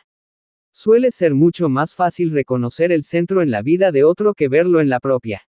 El lector probablemente conozca a alguien para quien lo más importante sea ganar dinero. Probablemente conocerá a alguien que dedique su energía a justificar su posición en una relación negativa en curso. Si se presta atención, detrás de las conductas puede verse el centro que las crea. Identificando su propio centro, pero, ¿dónde se sitúa usted? ¿Qué hay en el centro de su propia vida? A veces no es fácil darse cuenta. Quizás el mejor modo de identificar su propio centro consista en examinar atentamente los factores que sustentan su vida. Si usted puede identificarse con una o más de las descripciones que siguen, estará en condiciones de seguirla hasta el centro del que fluye, un centro que puede estar limitando su efectividad personal. Lo más frecuente es que el centro real de una persona represente alguna combinación de estos u otros centros posibles. La mayor parte de los individuos son en gran medida el resultado de una variedad de influencias que inciden en sus vidas. Según sean las condiciones externas o internas, un centro en particular puede activarse hasta que queden satisfechas las necesidades subyacentes. Entonces otro centro se convierte en la fuerza emergente. Cuando una persona fluctúa de un centro a otro, el relativismo resultante es como avanzar en la vida subiendo y bajando por una montaña rusa. En un momento se está alto, en el momento siguiente bajo, y uno hace esfuerzos por compensar una debilidad sacando fuerzas de otra debilidad. No hay ninguna dirección consistente, ninguna sabiduría persistente, ninguna fuente constante de poder, ni ningún sentido del valor y la identidad personal, intrínseco. Desde luego, lo ideal es crear un centro claro del que pueda obtenerse sistemáticamente un alto grado de seguridad, guía, sabiduría y poder, que haga posible la proactividad y dé congruencia y armonía a todos los aspectos de la vida. Un centro de principios. Al centrar nuestra vida en principios correctos, creamos una base sólida para el desarrollo de los 4 factores sustentadores de la vida. Nuestra seguridad proviene entonces de saber que, a diferencia de otros centros basados en personas o cosas sujetas a cambios frecuentes e inmediatos, los principios correctos no cambian. Podemos depender de ellos. Los principios no reaccionan ante nada. No enloquecen ni empiezan a tratarnos de otro modo. No se divorcian de nosotros ni se van con nuestros mejores amigos. No están ansiosos por conquistarnos. No pueden pavimentar nuestro camino con parches y remiendos rápidos. Su validez no depende de la conducta de otros, ni del ambiente ni de la moda del día. Los principios no mueren. No están un día aquí para irse al día siguiente. Están a salvo de incendios, terremotos o robos. Los principios son verdades profundas, fundamentales, verdades clásicas, denominadores comunes. Son hebras estrechamente entretejidas que atraviesan con exactitud, consistencia, belleza y fuerza la trama de la vida. Incluso entre personas o circunstancias que parecen ignorarlos, podemos sentirnos seguros sabiendo que son más grandes que las personas y las circunstancias, y que han triunfado durante miles de años, una y otra vez. Lo que es más importante, podemos sentirnos seguros sabiendo que estamos en condiciones de aplicarlos a nuestras vidas, con nuestra propia experiencia. Desde luego, no somos omniscientes. Nuestro conocimiento y comprensión de los principios correctos están limitados por nuestra propia falta de conciencia respecto de nuestra verdadera naturaleza y del mundo que nos rodea, y por el diluvio de filosofías y teorías tendenciosas que no guardan armonía con los principios correctos. Esas ideas se aceptarán durante una temporada, pero, lo mismo que en muchos otros casos anteriores, no habrán de durar, porque sus cimientos son falsos. Somos limitados, pero podemos hacer retroceder los límites. La comprensión del principio de nuestro propio desarrollo nos permite escoger principios correctos con la confianza de que, cuanto más aprendamos, con mayor claridad podremos enfocar la óptica a través de la cual vemos el mundo. Los principios no cambian. La comprensión que tenemos de ellos, sí. La sabiduría y la guía que acompañan a la vida centrada en principios provienen de mapas correctos, del modo en que las cosas son realmente, han sido y serán. Los mapas correctos nos permiten ver con claridad a dónde queremos ir y cómo llegar allí. Podemos tomar nuestras decisiones usando los datos correctos que permitirán una realización posible y significativa. El poder personal que surge de la vida centrada en principios es el poder de un individuo autoconsciente, inteligente, proactivo, no limitado por las actitudes, conductas y acciones de los demás ni por muchas de las circunstancias e influencias ambientales que coartan a otras personas. La única limitación real del poder está constituida por las consecuencias naturales de los principios mismos. Podemos elegir libremente nuestras acciones, basándonos en nuestro conocimiento de los principios correctos, pero no tenemos la libertad de elegir las consecuencias de esas acciones. No se puede levantar una punta del palo ese, y levantar también la otra. Los principios siempre tienen consecuencias naturales. Hay consecuencias positivas cuando vivimos en armonía con ellos. Las consecuencias son negativas cuando los ignoramos. Pero como esos principios se aplican a todo el mundo, se tenga o no conciencia de ello, esta limitación es universal. Y cuanto más sabemos de los principios correctos, mayor es nuestra libertad personal para actuar con sabiduría. Al centrar nuestras vidas en principios intemporales constantes, creamos un paradigma fundamental de la vida efectiva. Es el centro que sitúa en perspectiva a todos los otros centros. Recuerde que su paradigma es la fuente de la que fluyen sus actitudes y conductas. Un paradigma es como un par de lentes, afecta el modo en que lo vemos todo en la vida. Si miramos las cosas a través del paradigma de los principios correctos, lo que vemos será espectacularmente distinto de lo que se percibiría a través de cualquier otro paradigma centrado. En el apéndice de este libro he incluido un cuadro detallado que muestra cómo cada uno de los centros que hemos examinado puede afectar el modo en que se ven todas las otras cosas, véase el apéndice A. Pero, para comprender rápidamente las diferencias que su centro determina, consideremos el ejemplo de un problema específico tal como aparece a través de los diferentes paradigmas. Mientras lee, trate de ir poniéndose cada par de lentes. Trate de sentir las respuestas que surgen de los diferentes centros. Supongamos que esta noche ha invitado a su esposa a un concierto. Usted tiene las entradas, ella está entusiasmada. Son las 4 de la tarde, en la oficina. De pronto, su jefe le llama y le dice que necesita su ayuda durante unas cuantas horas para preparar una reunión importante que tendrá lugar a las 9 de la mañana del día siguiente. Si usted está mirando a través de lentes centrados en el cónyuge o en la familia, su principal preocupación será su mujer. Tal vez le diga al jefe que no puede quedarse, y la llevará a ella al concierto, en un esfuerzo por hacerla feliz. Quizás sienta que tiene que quedarse para mantenerse en su puesto, pero lo hará de mala gana, ansioso por la posible reacción de su mujer, tratando de justificar su decisión y protegerse de la frustración o irritación de su esposa. Si usted está mirando a través de una lente centrada en el dinero, pensará sobre todo en las horas extras que le pagarán y en la influencia que puede tener en un ascenso potencial el hecho de que se quede a trabajar hasta tarde. Tal vez llame por teléfono a su esposa y le diga que tiene que quedarse, dando por sentado que ella comprenderá que los requerimientos económicos son prioritarios. Si usted está centrado en el trabajo, probablemente piense en la oportunidad que se le presenta. Podría ganar algunos puntos con el jefe y ascender en su carrera. Tal vez se alegre de poder trabajar más de lo estipulado, como prueba de lo trabajador que es. Su esposa estará orgullosa de usted. Si usted está centrado en las posesiones, pensará en las cosas que podrá comprarse con lo que le paguen por las horas extras, o considerará las ventajas que obtendrá su reputación en la oficina por el hecho de que se quede a trabajar hasta tarde. Todos sabrán mañana lo noble, sacrificado y dedicado que es usted. Si usted está centrado en el placer, lo probable es que rechace el trabajo y vaya al concierto, aunque a su mujer le hubiera gustado que se quedara a trabajar. Usted se merece una noche de diversión.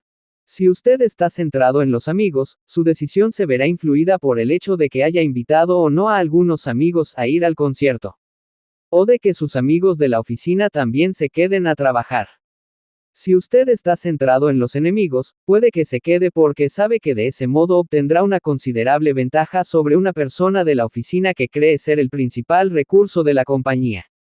Mientras ella se divierte, usted estará trabajando como un esclavo, haciendo su propia tarea y además la de ella, sacrificando su placer personal por el bien de la compañía que ella se permite ignorar alegremente. Si usted está centrado en la iglesia, podría verse influido por los planes de otros miembros de la iglesia que proyectan asistir al concierto, por el hecho de que algunos miembros de la iglesia trabajen o no en su misma oficina o por la naturaleza del concierto, el Mesías de Händel sería más prioritario que un concierto de rock. Su decisión podría también verse afectada por lo que usted piensa que haría un buen miembro de la iglesia, y por la circunstancia de que usted considerara el trabajo como servicio, o como búsqueda de riquezas materiales. Si usted está centrado en sí mismo, sopesará que le conviene más. ¿Sería mejor para usted salir esa noche? ¿O ganar unos puntos con el jefe? Su principal preocupación será el efecto que pueden ejercer en usted mismo las diferentes opciones.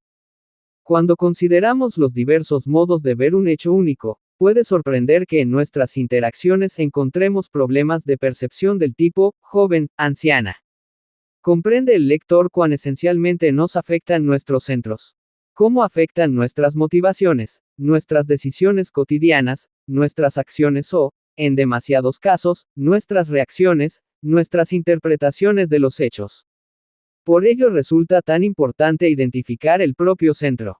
Y si ese centro no nos permite ser personas proactivas, es fundamental para la efectividad operar los cambios de paradigma necesarios para crear un centro que sí lo haga. Como persona centrada en principios, usted trata de tomar distancia respecto de la emoción de la situación y de los otros factores que influirían en usted, y evalúa las opciones. Atendiendo al todo equilibrado, las necesidades laborales, familiares, las otras necesidades que puedan estar involucradas, y las posibles implicaciones de las diversas decisiones alternativas, tratará de llegar a la mejor solución, teniendo en cuenta todos los factores. Ir al concierto o quedarse trabajando es en realidad solo una pequeña parte del problema de tomar una decisión efectiva. Desde algunos otros centros podría hacerse la misma elección. Pero cuando uno parte de un paradigma centrado en principios existen varias diferencias importantes. Primero, no actúan sobre usted otras personas o las circunstancias. Uno elige proactivamente lo que determina como mejor alternativa. Toma su decisión con conciencia e inteligencia. Segundo, usted sabe que su decisión es más efectiva porque se basa en principios con resultados predecibles a largo plazo. Tercero, lo que usted elige hacer fortalece sus valores vitales más profundos. Quedarse trabajando para superar laboralmente a alguien de la oficina supone pasar una noche totalmente distinta que si uno se queda porque valora la efectividad del jefe y desea auténticamente contribuir al bienestar de la empresa. Las experiencias que se sienten cuando uno pone en práctica las propias decisiones adquieren calidad y significado en el contexto de nuestra vida entendida como un todo. Cuarto, usted puede comunicarse con su esposa y su jefe dentro de las fuertes redes que ha creado en sus relaciones interdependientes. Como es independiente, puede ser efectivamente interdependiente. Podría delegar todo lo delegable de la tarea, y terminar antes el resto. Por último, usted se sentirá cómodo con su decisión. Sea cual fuere, podrá concentrarse en ella y disfrutarla. Puesto que es una persona centrada en principios, ve las cosas de otro modo. Y como ve las cosas de otro modo, también piensa y actúa de otra manera. Tiene un alto grado de seguridad, guía, sabiduría y poder, que fluyen de un núcleo sólido y constante. Por lo tanto, acento circunflejo mentado una vida altamente proactiva y efectiva. ¿Cómo redactar y usar un enunciado de la misión personal cuando penetramos profundamente en nosotros mismos, y reorganizamos nuestros paradigmas básicos para ponerlos en armonía con principios correctos? Creamos al mismo tiempo un centro efectivo que nos da poder y una óptica clara a través de la cual podemos ver el mundo. Podemos entonces centrar esa óptica en el modo en que nosotros, como individuos únicos, nos relacionamos con ese mundo. Frankl dice que no inventamos sino que detectamos nuestra misión en la vida. Creo que todos tenemos un monitor o sentido interno, una conciencia moral, que nos permite percatarnos de nuestra singularidad y de las contribuciones específicas que podemos realizar. En palabras de Frankl, toda persona tiene su propia misión o vocación específicas en la vida. En ellas no puede ser reemplazada, ni su vida puede repetirse. De modo que la tarea de cada uno es tan única como su oportunidad específica para llevarla a cabo. Cuando procuramos dar expresión verbal a ese carácter único, de nuevo recordamos la importancia fundamental de la proactividad y del trabajo dentro de nuestro círculo de influencia. Buscarle a nuestra vida algún significado abstracto en nuestro círculo de preocupación equivale a abdicar de nuestra responsabilidad proactiva, poner nuestra primera creación propia en manos de las circunstancias o de otras personas. Nuestro significado viene de adentro. Para citar de nuevo a Frankl, en última instancia, el hombre no debe preguntar cuál es el significado de su vida, sino reconocer que él mismo es el interrogado. En una palabra, cada hombre es interrogado por la vida, y solo puede responder a la vida respondiendo por su propia vida. A la vida solo puede responderle siendo responsable. La responsabilidad personal, o proactividad, es fundamental para la primera creación. Volvamos a la metáfora informática. El primer hábito dice, tú eres el programador. A continuación, el segundo hábito agrega, formula el programa. Mientras uno no acepte la idea de que es responsable, de que es el programador, no se dedicará a formular el programa. Como personas proactivas, podemos empezar a dar expresión a lo que queremos ser y hacer en nuestras vidas. Podemos redactar un enunciado de nuestra misión personal, una constitución personal. Un enunciado de misión no es algo que se escriba de la noche a la mañana. Requiere una introspección profunda, un análisis cuidadoso, una expresión meditada, y a menudo muchos borradores, hasta llegar a la forma final. Tal vez pasen varias semanas o incluso meses antes que usted se sienta realmente cómodo con él, antes que lo vea como expresión completa y concisa de sus valores y orientaciones más íntimos. Incluso entonces querrá revisarlo regularmente y efectuar cambios menores a medida que los años le procuren nuevas comprensiones o traigan consigo nuevas circunstancias. Pero, en lo fundamental, su enunciado de misión se convierte en su constitución, en expresión sólida de su punto de vista y sus valores. Pasa a ser el criterio con el que se miden todas las otras cosas de su vida. Hace poco tiempo yo mismo terminé de revisar mi propio enunciado de misión, cosa que suelo hacer regularmente. Solo en la playa, después de un paseo en bicicleta, cogí mi borrador y empecé a darle una nueva forma. Me llevó varias horas, pero experimenté una sensación de claridad, de organización y compromiso, de regocijo y libertad. Descubrí que el proceso es tan importante como el producto. Escribir o revisar un enunciado de misión es algo que efectúa cambios en nosotros al obligarnos a pensar en nuestras prioridades con profundidad y cuidado, y a alinear nuestra conducta con nuestras creencias. Al hacerlo, otras personas empiezan a sentir que no estamos a merced de lo que nos sucede. Uno tiene un sentido de misión acerca de lo que está tratando de hacer, y ello le entusiasma. Usando la totalidad del cerebro, nuestra autoconciencia nos permite examinar nuestros propios pensamientos. Esto es particularmente útil para crear un enunciado de la misión personal, Porque las dos únicas dotes humanas que hacen posible la práctica del segundo hábito, la imaginación y la conciencia moral, son primordialmente funciones del hemisferio derecho del cerebro. Si comprendemos cómo hay que utilizar la capacidad del hemisferio derecho, aumentará enormemente nuestra aptitud para la primera creación. Durante décadas se han realizado muchas investigaciones sobre lo que ha dado en denominarse teoría del predominio cerebral. Fundamentalmente, se ha descubierto que cada hemisferio del cerebro, el izquierdo y el derecho, tiende a especializarse en, y preside, diferentes funciones, procesa diferentes tipos de información y aborda distintas clases de problemas. En lo esencial, el hemisferio izquierdo es más lógico y verbal, y el derecho es más intuitivo y creativo. El izquierdo trata con palabras, el derecho con imágenes. El izquierdo con partes y detalles, el derecho con totalidades y con la relación entre las partes. El izquierdo analiza, lo que supone dividir y fragmentar.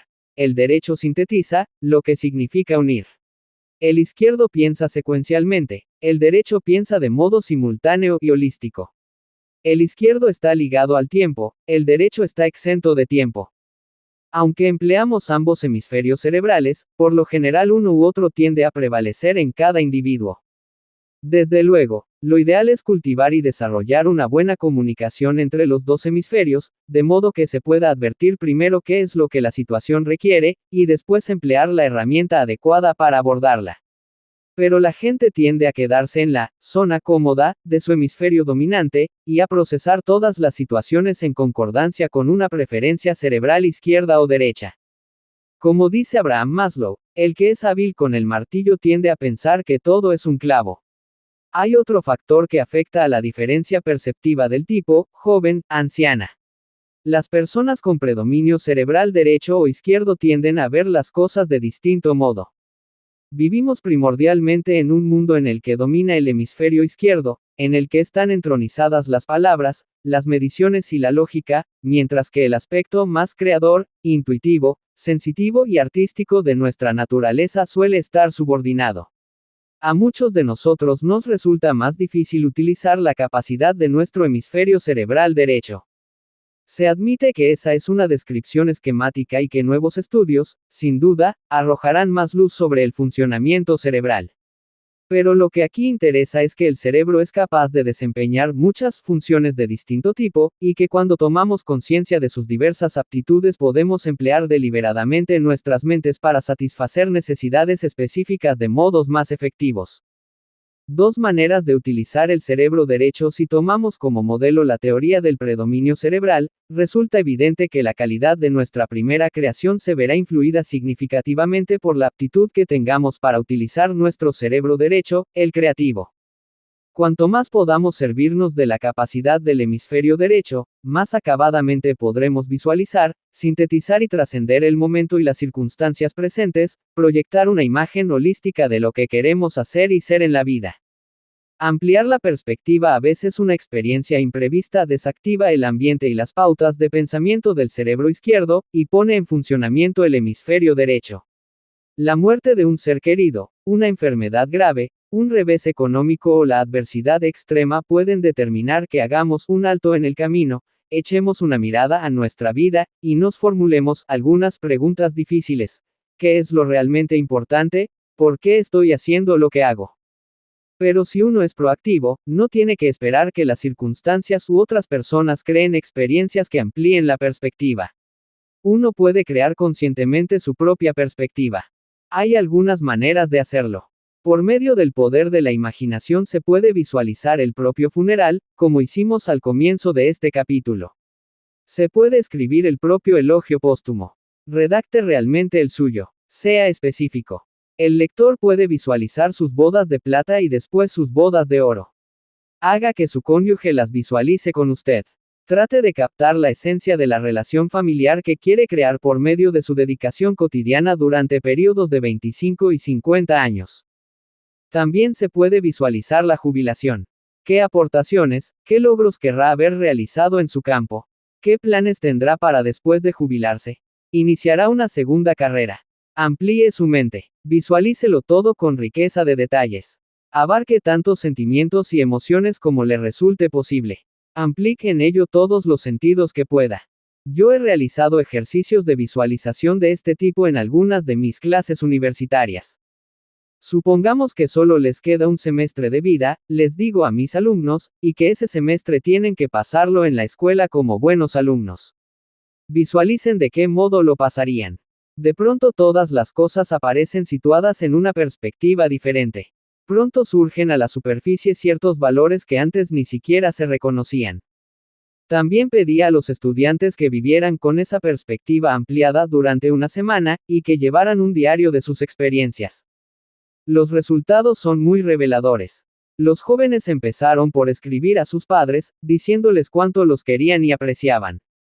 Se reconciliaban con algún hermano, hermana o amigo, con quien las relaciones estaban deterioradas. El tema dominante y central de sus actividades, el principio subyacente, era el amor.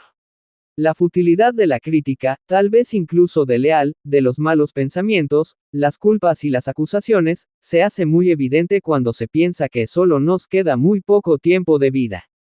Los principios y los valores se ponen entonces más de manifiesto para todo el mundo. Hay algunas técnicas que, empleando la imaginación, pueden ponernos en contacto con nuestros valores. Pero el efecto final de todas las que he probado es el mismo. Cuando las personas intentan seriamente identificarse con lo que en realidad más les importa en sus vidas, lo que realmente quieren ser y hacer, se vuelven muy reverentes. Su pensamiento empieza a ir más allá del día de hoy y el día de mañana. Visualización y afirmación. El liderazgo personal no consiste en una sola experiencia. No empieza y termina con la redacción de un enunciado de la misión personal. Se trata más bien de un proceso que consiste en mantener en mente la propia visión y los propios valores, y en organizar la vida para que sea congruente con las cosas más importantes. Y en ese esfuerzo, la poderosa capacidad del cerebro derecho puede ser de mucha ayuda para el trabajo cotidiano tendente a integrar en la vida el enunciado de la misión personal. Se trata de otra aplicación del empezar con un fin en mente.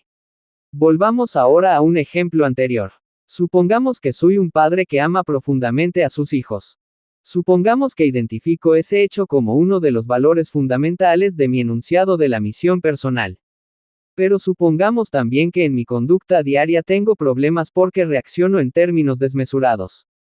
Puedo emplear el poder de visualización de mi cerebro derecho para redactar una afirmación que me ayude a ser más congruente con los valores más profundos de mi vida cotidiana. Una buena afirmación tiene 5 características básicas. Es personal, es positiva, está en tiempo presente, es visual y es emocional. De modo que yo podría escribir algo como, sería profundamente satisfactorio, aspecto emocional, para mí, aspecto personal, responder a partir de ahora, tiempo presente, con sabiduría, amor, firmeza y autocontrol, aspecto positivo, cuando mis hijos se portaran mal. Después se puede visualizar esa afirmación. Puedo dedicar unos minutos por día a relajar totalmente el cuerpo y la mente. Puedo pensar en situaciones en las que mis hijos se porten mal. Puedo visualizarlas con riqueza de detalles, sentir la textura de la silla en la que podría estar sentado, el suelo bajo mis pies, el jersey que llevo puesto. Veo el vestido de mi hija, la expresión de su rostro.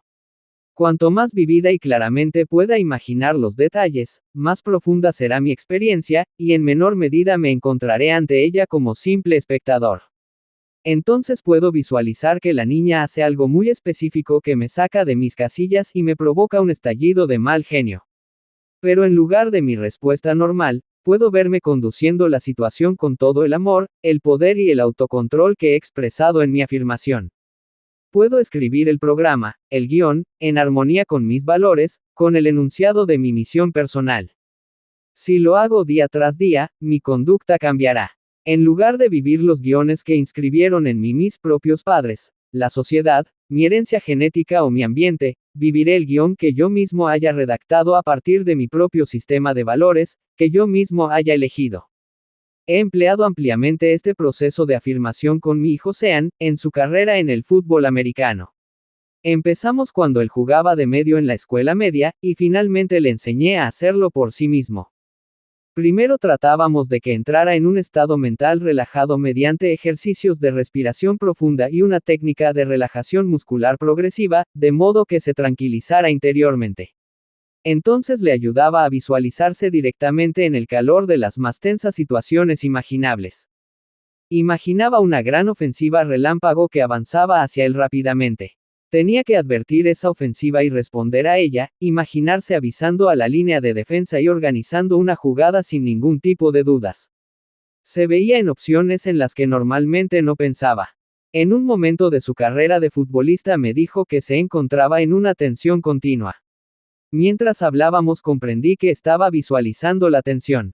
De modo que trabajamos visualizando la relajación en medio de circunstancias de gran presión.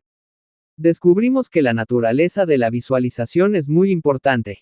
Si uno visualiza lo que no corresponde, los resultados serán malos. El Dr. Charles Garfield ha realizado amplias investigaciones sobre personas con alto rendimiento en atletismo y en las empresas.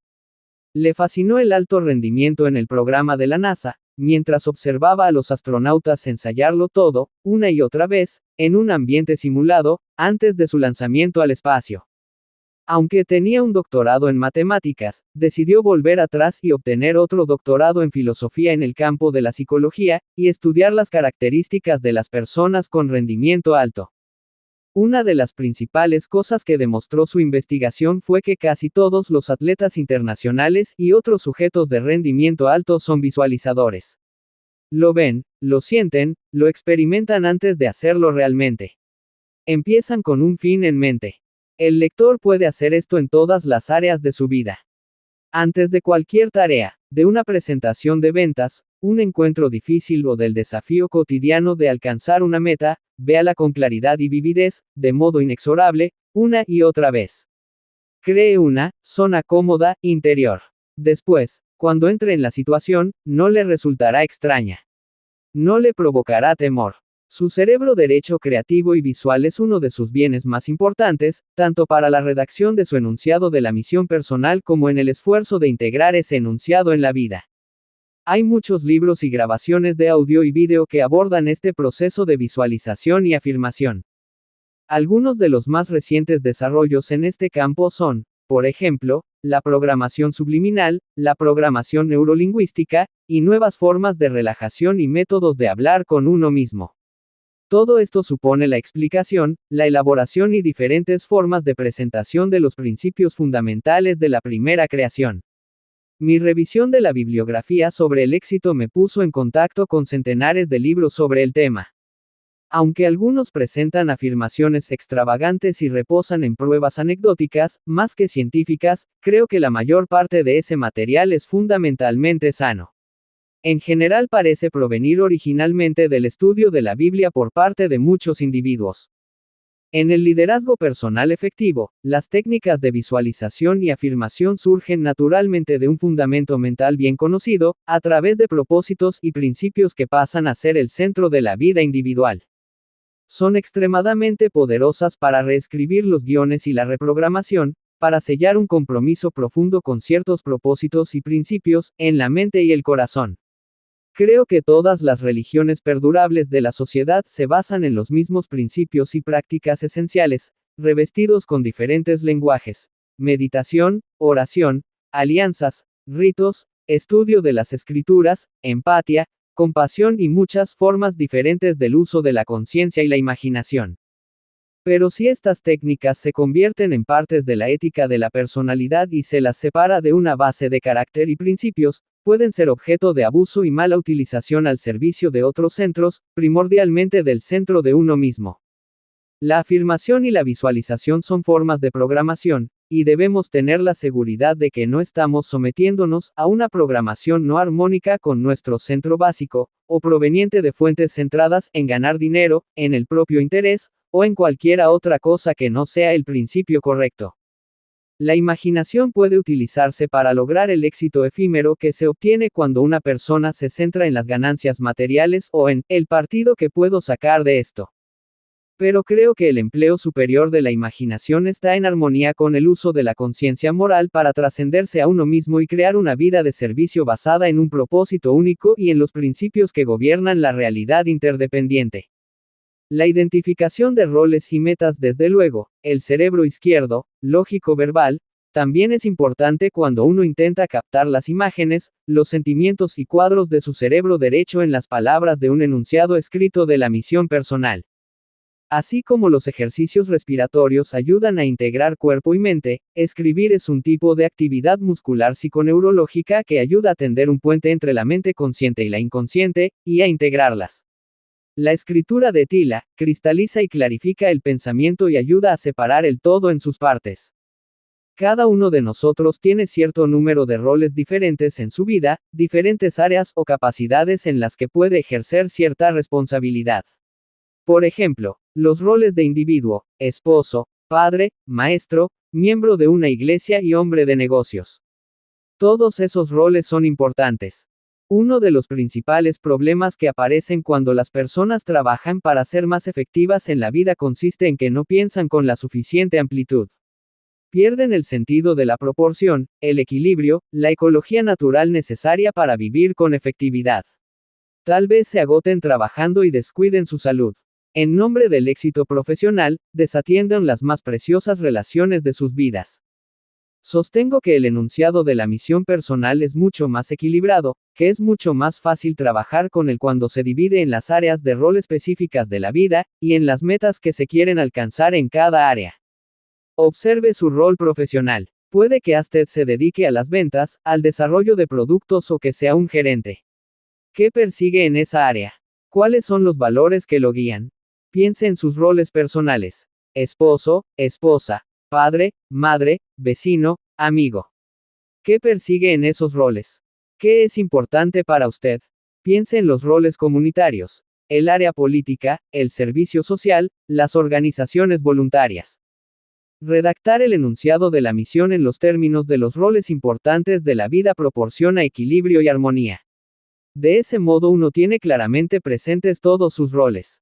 Es posible revisarlos con frecuencia para tener la seguridad de no quedar totalmente absorbido por un rol a expensas de los otros que pueden ser igual o incluso más importantes en la vida. Después de identificar sus diversos roles, el lector puede pensar en las metas a largo plazo que quiere alcanzar en cada uno de ellos. Estamos de nuevo en el cerebro derecho, utilizando la imaginación, la creatividad, la conciencia moral y la inspiración.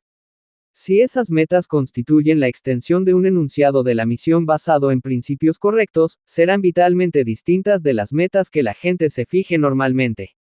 Estarán en armonía con los principios correctos, con las leyes naturales, lo que nos otorga un mayor poder para alcanzarlas. No son las metas que nosotros hayamos absorbido de algún otro. Son metas propias. Reflejan nuestros valores más profundos, nuestros talentos singulares, nuestra idea de la misión. Y surgen de los roles que hemos elegido. Una meta efectiva se centra primordialmente en los resultados más que en la actividad. Identifica el lugar en el que uno quiere estar, y mientras tanto ayuda a determinar dónde se encuentra uno. Proporciona información importante sobre cómo llegar, y nos dice que hemos llegado, cuando llega el momento. Unifica los esfuerzos y la energía. Otorga significado y propósito a todo lo que se hace. Y finalmente puede traducirse en actividades diarias, de modo que uno sea proactivo, esté a cargo de su propia vida, y día tras día logre que ocurran las cosas que le permitirán cumplir con su enunciado de la misión personal. Los roles y metas proporcionan estructura y dirección organizada a su misión personal. Si usted no tiene aún un enunciado de la misión personal, este es un buen momento para empezar. Identifique las diversas áreas de su vida y los 2 o 3 resultados importantes que cree que tiene que conseguir en cada área para avanzar. De este modo, tendrá una perspectiva general de su vida y un sentido de la dirección. Cuando pasemos al tercer hábito, profundizaremos en el área de las metas a corto plazo. Por ahora la aplicación importante es identificar los roles y las metas a largo plazo en tanto se relacionan con el enunciado de la misión personal. Esos roles y metas proporcionan la base para establecer y alcanzar metas de modo efectivo cuando se logra el manejo de la vida y el tiempo en los términos del tercer hábito. Enunciados de la misión familiar como el segundo hábito se basa en un principio, tiene una aplicación amplia. Los individuos, familias, grupos de servicio y organizaciones de todo tipo se vuelven significativamente más efectivos cuando empiezan con un fin en mente. Muchas familias se desenvuelven sobre la base de crisis, estados de ánimo, arreglos transitorios y gratificaciones instantáneas, y no en principios sanos. Los síntomas suben a la superficie cada vez que crecen la presión y la tensión. Las personas se vuelven críticas, cínicas o silenciosas, o bien empiezan a vociferar o a presentar reacciones exageradas. Los niños que observan esos tipos de conducta crecen pensando que los únicos modos de resolver los problemas son la lucha o la evasión. El núcleo de toda familia es lo que no cambia, lo que siempre estará allí, un punto de vista y valores compartidos. Al redactar un enunciado de la misión de la familia, damos expresión a sus verdaderos cimientos. Ese enunciado de la misión se convierte en la constitución de la familia, su norma, el criterio para la evaluación y la toma de decisiones. Le otorga continuidad y unidad, así como dirección. Cuando los valores individuales se armonizan con los de la familia, todos sus miembros trabajan juntos con fines comunes profundamente sentidos. Una vez más, el proceso es tan importante como el producto. El hecho mismo de escribir y redefinir un enunciado de la misión se convierte en un modo clave de mejorar la familia. El trabajo conjunto para redactar un enunciado de la misión genera CP para vivirlo. Al obtener la contribución de cada uno de los miembros de la familia, redactar un enunciado, recoger los comentarios, revisarlo y utilizar las expresiones de todos, se logra que la familia se comunique, hable sobre lo que le interesa profundamente. Los mejores enunciados de la misión son el resultado de la reunión de los miembros de la familia con un espíritu de respeto mutuo, con la expresión de sus diferentes puntos de vista, y un trabajo en común para crear algo más grande que lo que cualquiera de los individuos podría hacer por sí solo. La revisión periódica para ampliar la perspectiva, cambiar el énfasis o el rumbo, enmendar o dar un nuevo significado a frases desgastadas por el tiempo, puede mantener a la familia unida en torno a valores y propósitos comunes. El enunciado de la misión se convierte en el marco de referencia para pensar y gobernar la familia. Cuando llegan los problemas y las crisis, allí está la constitución que recuerda a los miembros de la familia cuáles son las cosas más importantes, y orienta la resolución de problemas y la toma de decisiones basadas en principios correctos. En mi casa colgamos el enunciado de la misión en la pared del salón, de modo que podamos echarle una mirada y controlarnos diariamente. Las frases que leemos sobre los ecos del amor en nuestro hogar, el orden, la independencia responsable, la cooperación, la utilidad, la satisfacción de las necesidades, el desarrollo de los talentos, mostrar interés por los talentos de los otros, y servir a los demás, nos proporcionan algunos criterios para saber en qué lugar nos encontramos en lo que se refiere a aquello que más nos importa como familia. Cuando planificamos nuestras metas y actividades familiares, decimos, a la luz de estos principios, ¿cuáles son las metas con las que vamos a trabajar? ¿Cuáles son nuestros planes de acción para alcanzar las metas y actualizar esos valores? Solemos revisar el enunciado con frecuencia y reelaboramos metas y tareas 2 veces por año, en septiembre y junio, cuando empiezan y terminan las clases, para que reflejen la situación en términos reales, para mejorarla, fortalecerla. Ello nos da nuevas fuerzas, vuelve a comprometernos con aquello en lo que creemos y que representamos. Enunciados de la misión organizacional. Los enunciados de misión son también vitales para la buena organización de la empresa. Uno de los más grandes alicientes de mi trabajo con organizaciones consiste en ayudarlas en la elaboración de enunciados de misión efectivos. Y, para ser efectivo, el enunciado tiene que surgir de las entrañas de la organización. Todos deben participar de un modo significativo, todo el mundo, y no solo los planificadores superiores de la estrategia. Una vez más, el proceso de participación es tan importante como el producto escrito, y constituye la clave para su uso. Cuando visito la IBM y observo su proceso de adiestramiento siempre quedo intrigado.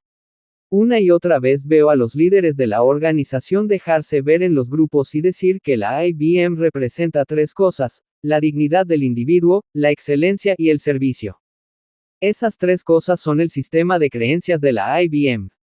Todo lo demás cambiará, pero esas 3 cosas seguirán intactas.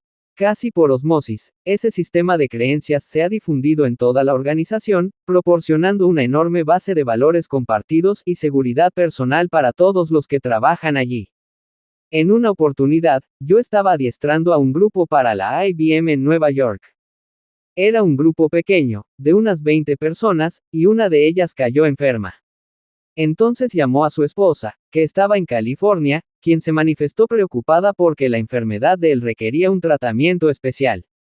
La gente de la IBM responsable del periodo de adiestramiento lo hizo internar en un hospital excelente, con médicos especialistas en aquel trastorno. Pero se dieron cuenta de que la esposa se sentía intranquila y en realidad quería tener al hombre de nuevo en su hogar, donde su médico de cabecera podría controlar el problema. De modo que se decidió enviarlo a su casa. Preocupados por el tiempo que se tardaría en llevarlo hasta el avión y esperar un vuelo comercial, lo llevaron en helicóptero al aeropuerto, y para hacerlo llegar a California alquilaron un avión especial. No sé cuánto pudo costar el procedimiento, calculo que unos $25,000. Pero la IBM cree en la dignidad del individuo. Eso es lo que la compañía representa. Para quienes fueron testigos, aquella experiencia expresaba su sistema de creencias y no lo sorprendió. Yo me quedé impresionado. En otro caso, se programó que yo adiestrara a 175 gerentes de centros de compras en un hotel, cuyos buenos servicios me resultaban asombrosos. No se trataba de algo superficial. Era evidente en todos los niveles, espontáneamente, sin necesidad de supervisión.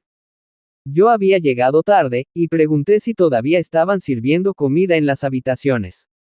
El encargado de la recepción me dijo, no, señor Covey, pero si usted quiere, puedo conseguirle un bocadillo, una ensalada o alguna otra cosa que tengamos en la cocina. Tenía una actitud de preocupación total por mi comodidad y bienestar. ¿Desea ver su habitación? Continuó. Tiene todo lo que necesita. ¿Qué puedo hacer por usted? Estoy aquí para servirle. Allí no había ningún supervisor controlándolo. Aquel hombre era sincero. Al día siguiente estaba dando una conferencia cuando me di cuenta de que no tenía todos los rotuladores de color que necesitaba. De modo que salí al hall durante un breve descanso y encontré a un botones que corría hacia otra convención. Tengo un problema, le dije. Estoy dando una conferencia ante un grupo de gerentes y solo dispongo de un breve descanso. Necesito algunos rotuladores de colores. Él obró con prontitud, con una solicitud casi extrema. Echó una mirada a mi nombre en la tarjeta identificatoria y me dijo, señor Covey, le solucionaré el problema. No me dijo, no sé a dónde ir para conseguir los rotuladores, ni tampoco, pregunte en recepción. Se hizo cargo él mismo. Y me hizo sentir que lo consideraba un privilegio. Más tarde, yo me encontraba en una galería lateral, observando algunos objetos de arte. Un empleado del hotel se me acercó. Señor Covey, me preguntó, ¿no quiere ver un libro que describe los objetos de arte de este hotel? ¿Qué manera de anticiparse? ¿Qué orientación hacia el servicio? Después vi a un empleado subido a una escalera limpiando las ventanas de la galería. Desde aquel lugar advirtió que en el jardín una mujer tenía alguna pequeña dificultad con un andador. No había llegado a caerse, y estaba con otras personas. Pero el hombre bajó de la escalera, salió al jardín, trajo a la mujer a la galería y se ocupó de que se la atendiera adecuadamente. Después volvió a limpiar las ventanas. Quise descubrir de qué modo aquella organización había creado una cultura en la que las personas estaban tan comprometidas con el valor del servicio al cliente. Entrevisté a mayordomos, camareras, botones del hotel, y descubrí que esa actitud impregnaba las mentes, los corazones y las conductas de todo el personal. Al atravesar la puerta trasera de la cocina, vi una leyenda con el valor central, cuidadoso servicio personalizado. Finalmente hablé con el gerente y le dije, mi trabajo es ayudar a las organizaciones a desarrollar un fuerte carácter de equipo, una cultura de equipo. Estoy sorprendido por lo que usted tiene aquí. ¿Quiere conocer la clave real?, me preguntó.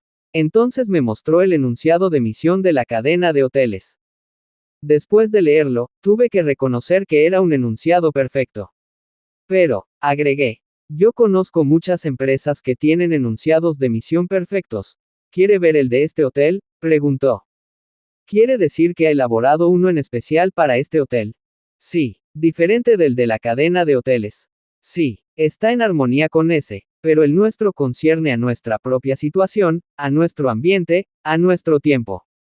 Me entregó otro papel. ¿Quién elaboró este enunciado de misión? Le pregunté. Todos, fue la respuesta. Todos. Realmente todos. Sí. Los mayordomos. Sí. Las camareras. Sí. Los conserjes. Sí. ¿Quiere ver el enunciado de misión escrito por las personas que lo recibieron ayer por la noche? Extrajo un enunciado de misión escrito por ellos mismos y que estaba junto con todos los otros enunciados de misión. Participaban todos, en todos los niveles. El enunciado de misión de aquel hotel era el eje de una gran rueda. A partir de él proliferaban los enunciados de misión meditados, más especializados, de grupos particulares de empleados. Se utilizaba como criterio para tomar decisiones. Clarificaba lo que aquellas personas querían conseguir, el modo en que se relacionaban con el cliente y entre ellas mismas. Afectaba al estilo de administradores y líderes. Afectaba al sistema de remuneraciones. Incidía en el reclutamiento de personal, en su adiestramiento y desarrollo. Esencialmente, cualquier aspecto de aquella organización estaba en función de aquel eje, de aquel enunciado de misión. Más tarde visité otro hotel de la misma cadena, y lo primero que hice al registrarme fue pedir que me mostraran el enunciado de misión, lo que hicieron enseguida. En aquel hotel llegué a comprender un poco más el lema, cuidadoso servicio personalizado. Durante un periodo de 3 días, observé todas las situaciones posibles en las que podía solicitarse un servicio. En todos los casos el servicio se brindaba de un modo admirable, excelente, y siempre muy personalizado. Por ejemplo, en la zona de la piscina le pregunté al encargado dónde estaba el bar. Él me acompañó hasta el lugar. Pero lo que más me impresionó fue ver que un empleado, por iniciativa propia, le contaba a su jefe un error que había cometido. Habíamos pedido un servicio en la habitación, y se nos indicó cuánto iba a tardar. Después, en el camino a nuestro cuarto, el camarero derramó el chocolate caliente, y le llevó algunos minutos volver, cambiar la servilleta y reemplazar la bebida. De modo que el servicio llegó a nuestra habitación 15 minutos más tarde de lo previsto, lo que en realidad no tenía tanta importancia para nosotros. Sin embargo, a la mañana siguiente, el encargado del servicio de habitaciones nos llamó por teléfono para disculparse, y nos invitó a tomar el desayuno en el buffet o en nuestra habitación, sin cargo alguno, para compensar de algún modo el anterior inconveniente. ¿Qué significa, en cuanto a la cultura de una organización, el hecho de que un empleado advierte de su falta, aunque nadie más la conozca, para que el encargado pueda atender mejor al cliente? Como le dije al gerente del hotel anterior en el que me había alojado, conozco muchas empresas con enunciados de misión impresionantes. Pero existe una diferencia real, toda la diferencia del mundo, entre la efectividad de un enunciado de misión creado por todos los miembros de la organización y la de otro redactado por unos pocos ejecutivos de nivel superior entre paredes color caoba. Uno de los problemas fundamentales de las organizaciones, entre ellas las familias, consiste en que las personas no están comprometidas con las determinaciones de otras personas para con sus vidas. Simplemente no las compran. No son accionistas morales de la empresa. Siempre que he trabajado con organizaciones me he encontrado con personas cuyas metas son totalmente distintas de las metas de la empresa. Por lo general, los sistemas de recompensa eran completamente incongruentes con el sistema de valores enunciado. Cuando empecé a trabajar con compañías que ya habían elaborado algún tipo de enunciado de misión, les preguntaba, ¿cuántas de las personas que están aquí saben que ustedes tienen un enunciado de misión? ¿Cuántos de ustedes saben lo que contiene? ¿Cuántos participaron en su creación? ¿Cuántos realmente lo comparten y utilizan como marco de referencia en la toma de decisiones? Sin participación no hay compromiso. Destaque esta frase, subráyela, haga una señal al margen, póngale un asterisco. Sin participación no hay compromiso. Ahora bien, en las primeras etapas, cuando una persona es nueva en una organización, o un niño es pequeño y nuevo en la familia, es perfectamente posible fijarles una meta, y ellos la adoptan, en particular si la relación, la orientación y el adiestramiento son buenos. Pero cuando las personas maduran y sus propias vidas adquieren un significado independiente, quieren participación, una participación significativa. Y si no tienen participación, no comparten. Entonces se debe afrontar un problema motivacional significativo que no puede resolverse en el mismo nivel de pensamiento que lo creó. Por ello, crear un enunciado de la misión organizacional cuesta tiempo, paciencia, participación, habilidades y empatía. Una vez más, no se trata de un remiendo rápido. Se necesita tiempo y sinceridad, principios correctos, y coraje e integridad para ordenar la estructura del sistema y el estilo de organización con el modo de ver y los valores compartidos. Pero ese enunciado se basa en principios correctos y da resultado. Un enunciado de la misión organizacional, que verdaderamente refleje el modo de ver y los valores compartidos y profundos de todos los miembros de la organización, crea una gran unidad y un enorme compromiso. Crea un marco de referencia en el corazón y la mente de las personas, un conjunto de criterios o directrices bajo cuya guía habrán de gobernarse. No necesitan que nadie los dirija, controle, critique o registre infracciones. Comparten el núcleo invariable de lo que la organización persigue. Sugerencias prácticas 1. Dedique tiempo a registrar las impresiones que pueda recoger en la visualización del funeral del principio de este capítulo. Tal vez prefiera utilizar el formulario siguiente para organizar sus pensamientos. 2. Tómese unos momentos y describa por escrito sus roles tal como los ve. ¿Está usted satisfecho con esa imagen de su vida? 3. Dedique tiempo a aislarse completamente de las actividades diarias y empiece a trabajar sobre su enunciado de la misión personal. 4. Recorra el cuadro del apéndice a que muestra los diferentes centros y señale aquellos con los que se identifica. ¿Forman estos una pauta para su comportamiento en la vida? ¿Está usted cómodo con las implicaciones de su análisis? 5. Inicie una colección de notas, citas e ideas que tal vez pueda usar cuando redacte su enunciado de la misión personal. 6. Identifique un proyecto que deberá afrontar en un futuro próximo, y aplique el principio de la creación mental. Escriba los resultados que desea obtener, y los pasos que lo conducirán a esos resultados.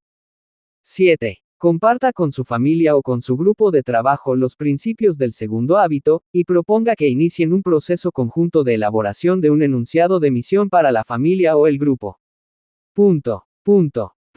Y así llegamos al final de este segundo hábito. En el canal encontrarás a continuación el siguiente hábito de este afamado audiolibro, Los 7 hábitos de la gente altamente efectiva. Nos encontramos con el tercer hábito, titulado Primero lo primero. Hasta la próxima.